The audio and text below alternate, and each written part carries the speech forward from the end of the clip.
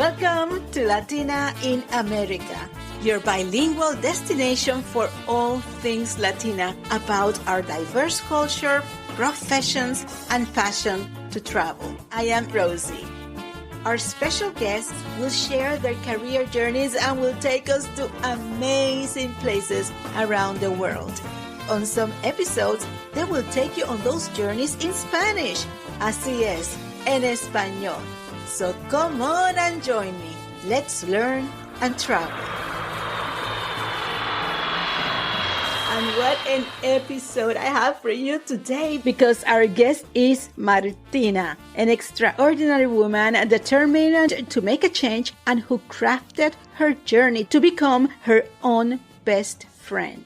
Learning from mentors and applying her experiences, she will share her path and show us simple questions to start or even modify the journey to accomplish our self-discovery goals. And because the holidays are around the corner, we take you to that special place where we share our favorite dishes and culture. Así que es tremendo episodio. Martina, welcome to the show.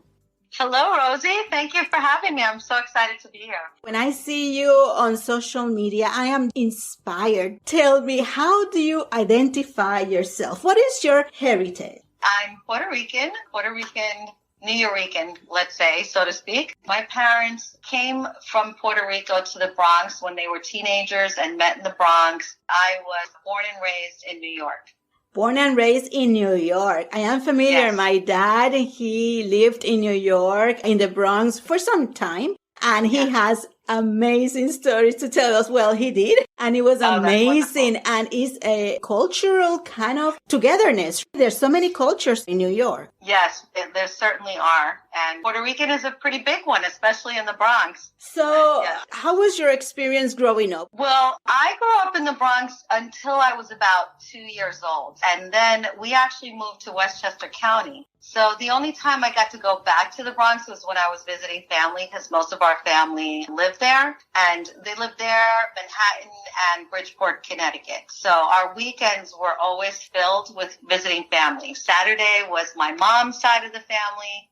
And Sunday, we always visited my dad's side of the family. So I have a lot of memories of being in the Bronx and playing in the streets of the Bronx. My grandmother lived under the L train, and we were always by the trains, and we'd go shopping with her little shopping cart, push cart, to go to the supermarkets because nobody had a car. And we'd walk like 2 miles to go to the supermarket and back. But that was just kind of life. And then where I grew up, my family was pretty much the only minority there. What type of challenges did you experience within the culture, or when you moved to where the majority was a different culture?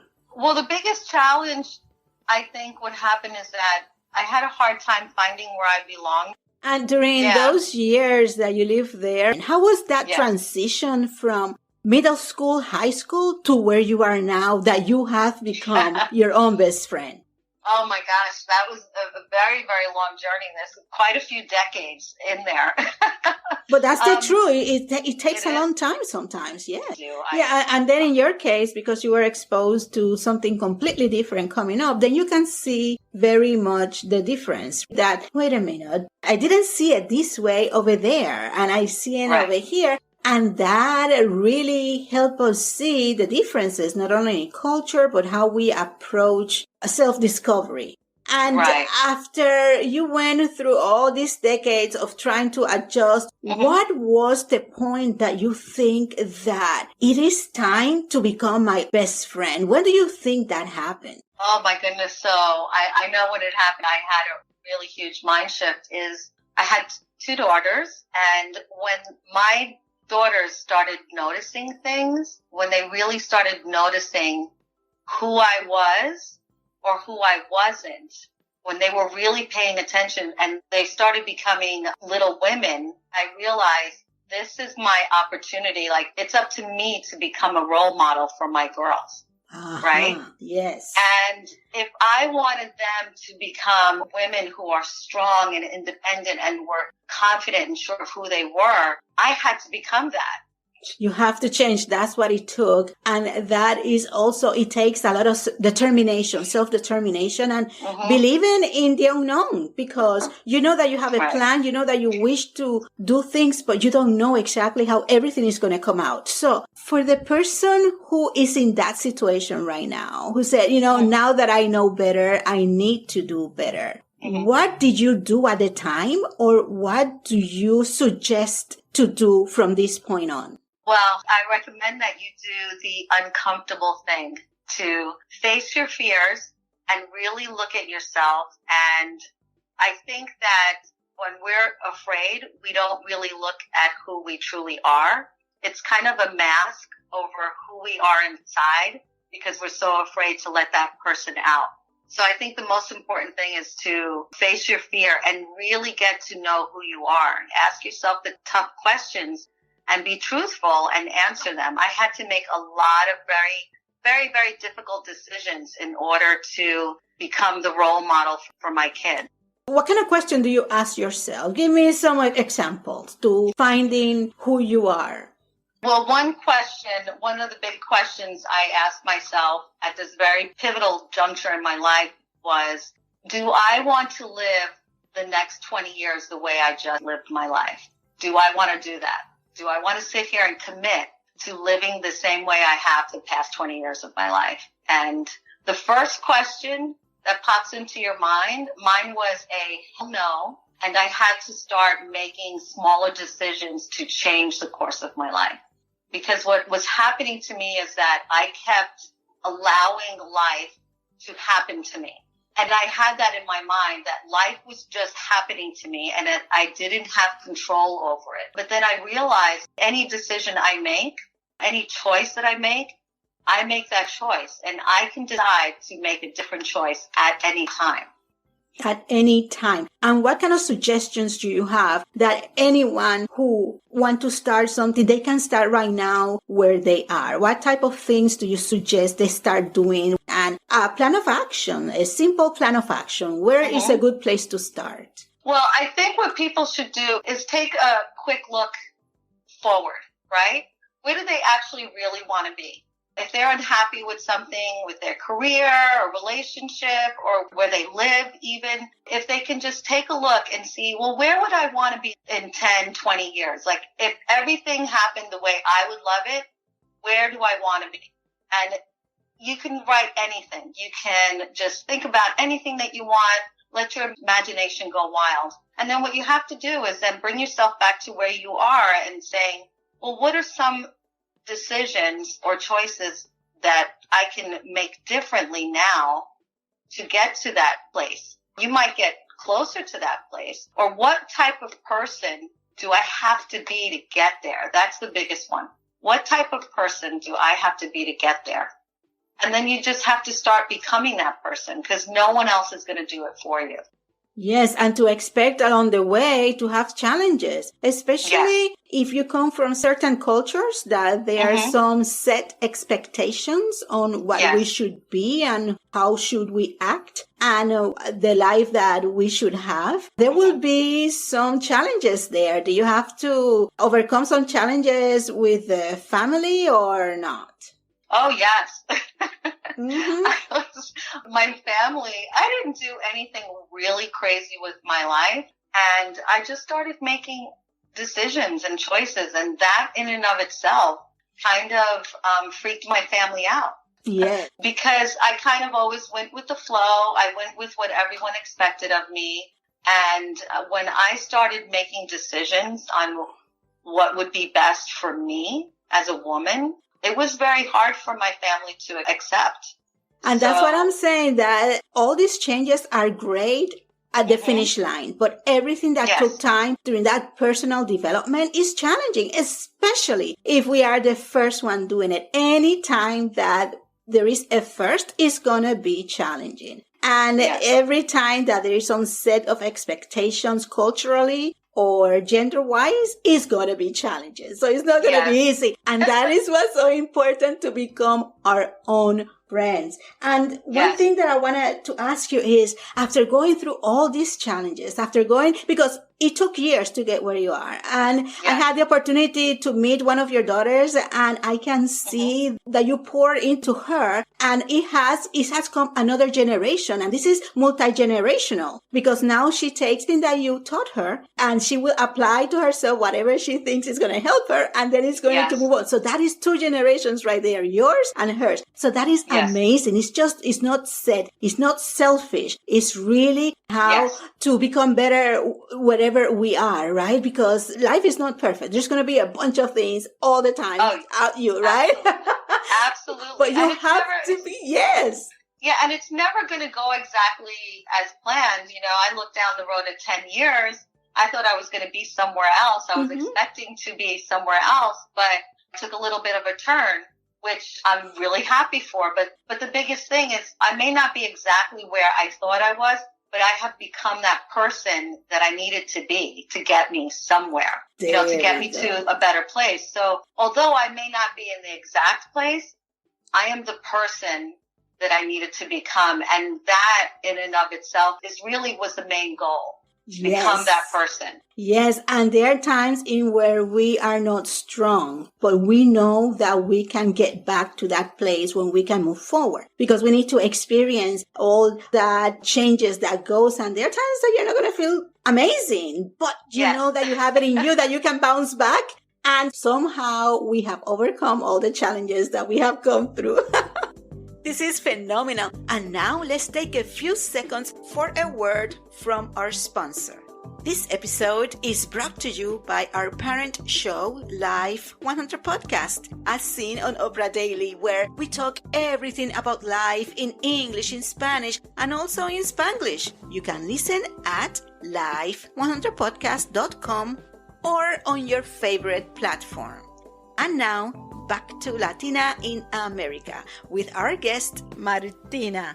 Yes, I'm talking about this. I love this conversation because it's so much needed, especially when we talk about how it affects the culture that we grew up and how it can affect the people that we get in contact. Because when you meet people, perfect strangers, and they meet you, they see the result, right? The work in progress of all the changes that you have made. And that is phenomenal. That's phenomenal. And talking about meeting other people, I know that you love anything that has to do with food and music and things like that. I'm going to ask you, what is your favorite places either to travel, to go, to eat? Tell me a little bit more about what it's like that makes Martina so happy and ready to go for it. Well, food has always been a very big part of my life because in our family, in my family, that's how we show love.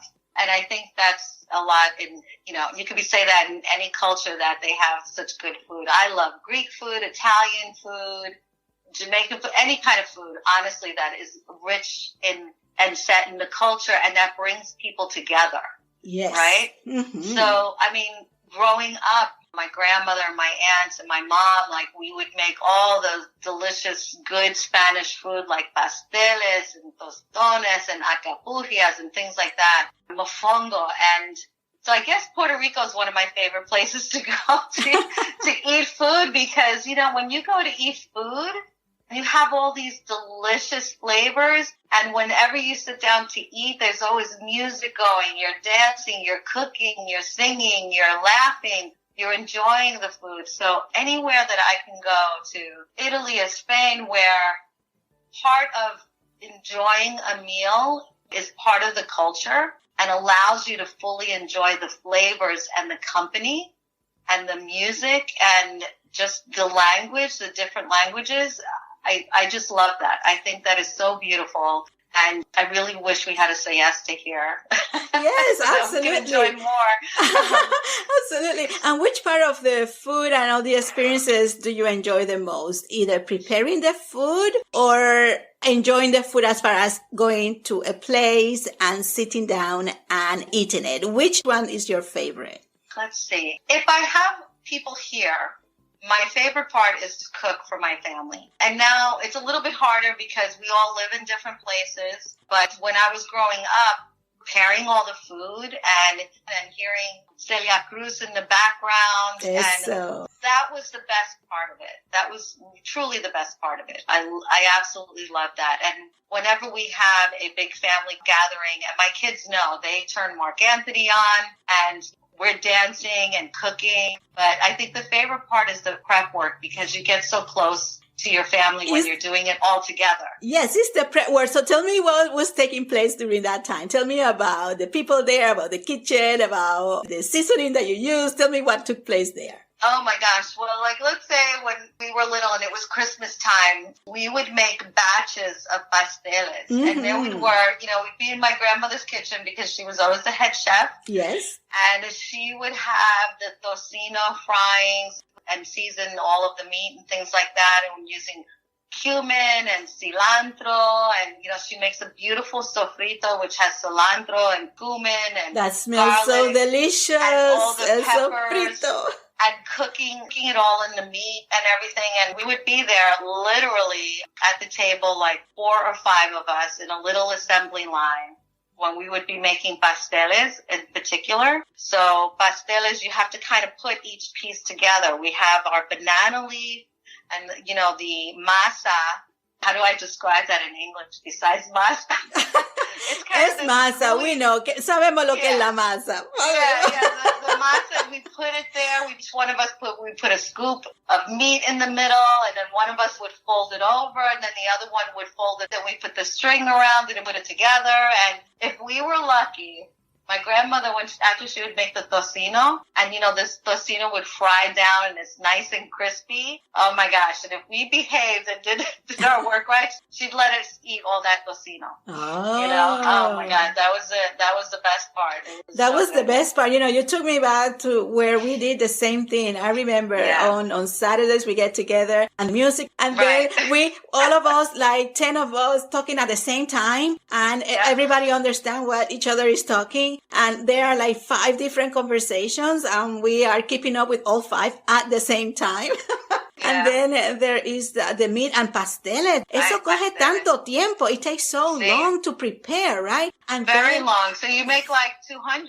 Yeah, about 200 of them. Absolutely. And you put them in the freezer. Yeah, absolutely. Absolutely. But wow, what a memories are those? And then finally it's time to sit down and enjoy it. How was that for you? We would usually have the day that we're doing all the prepping is not the day of the big meal, because we've done so much work. So we would have maybe one, and we could have a little bit. And usually the next day is when we have the big Christmas meal, because then all we had to do was boil it. So, so that was really fun when we would have, then the rest of the family would come, and my aunts and things like that. And we would sit there and just enjoy the fruits of our labor. But, besides the pasteles, there was the arroz con gandules, the pernil, the yuca encebollado, all that good stuff was with the pasteles. Así es. And it's delicious. It's delicious. Yes. Talking about memories and things like that, if you can go back and give your 18-year-old self one piece of advice,